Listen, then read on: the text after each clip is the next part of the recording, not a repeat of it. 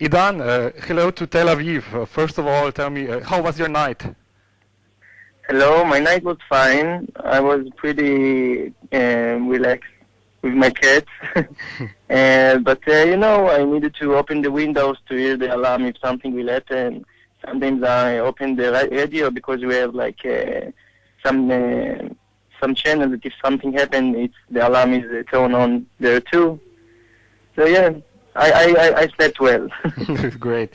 So tell me, how has the current situation or maybe crisis affected the everyday life in your town? Has it changed a lot? In Tel Aviv, I think that most of the people are, continue with their lives. That's what the army told us to continue and go to work, schools, and everything because it's really important. It's not the same situation like in south of Israel, but still it's like weird because this is a big city. I felt really good here, that nothing could happen to me. You can walk here in the night and nobody will attack you or something. It's really, really good city, Tel Aviv, and all the center of Israel. So yeah, it's really weird actually to suddenly hear the alarm and hear the bombs around you. But we get used to it because here the people are really, we know the situation. We know that we have a strong army that can protect us. So we feel kind of good. But actually, when it's weird when you have the alarm. You can see people running in the middle of their life, stop the buses, everything like for 10 minutes, like stop. Just imagine, for example, New York or Paris. With the big traffic, all the traffic of people and cars, and suddenly everything stopped because something happened. And then you hear the bomb. So it's weird. It's weird.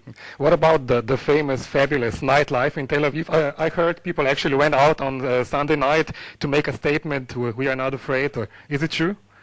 And the nightlife, it's not the same, but I think that people go out, after the alarm, people still go out to have a drink with their friends. I think that's less people going to big parties because then you can't hear the alarm because of the music, so it's not so good. But if you're going to dance bar or pubs or coffee shops, so it's fine. I think that people continue, but yeah, you can feel here that it's less. So Idan, you're an Israeli YouTube sensation, as far as I know. So tell me, has the current situation in any way inspired your videos? You make videos like lip sync or dance videos. Yeah. What are you preparing? Actually, it's so weird because for half a year, I'm preparing to make my music video with 3 other singers, and the music video is about Tel Aviv. So we decided the last Friday to start shooting the video, and I invited like 40 people for making big dance in the center of Tel Aviv. And before Friday in the evening, I needed to cancel the shooting, the big shooting, because we attacked, So it was really weird because actually the song talking about Tel Aviv and how good life is here.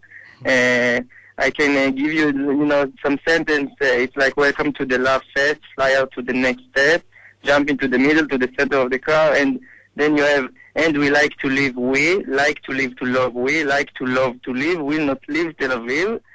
So it's weird, because this is the song, and suddenly something happened to Tel Aviv, and in my first day of shooting, but I decided to continue to show the video, to film it, without all the people, so we did the small shots, and actually in the middle of the shooting, the alarm have a video in YouTube that you can see that I'm dancing, and suddenly I stop because of the alarm and everyone's running. So yeah, it's weird. But I'm going to do it, I'm going to finish the video really soon, and I think the video will be with more meaning, because actually I will write about the fact that I did it in the middle of the war, all the film. So Idan, there is a famous Israeli song called "There Must Be Another Way." I'm sure you know it. So tell me, what do you think? Is there another way? Yeah, I really think that there's another way. I don't think that people hate, the Israeli people hate Palestinians. We don't hate them.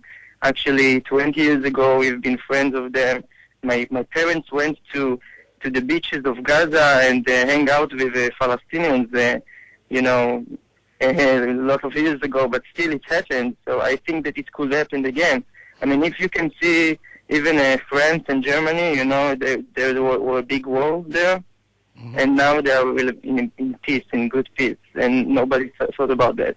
So I just think that the Palestinians need to be more, I don't know how to explain it, they need to in the next election, need to think about democracy and not about terrorist organization like Hamas, because I think that this is Hamas, it's not the Palestinians.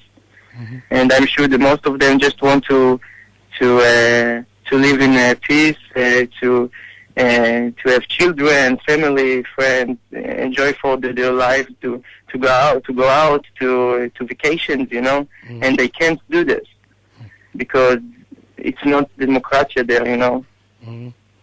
And so I think that if they will pick someone else, not Hamas, we can think about peace.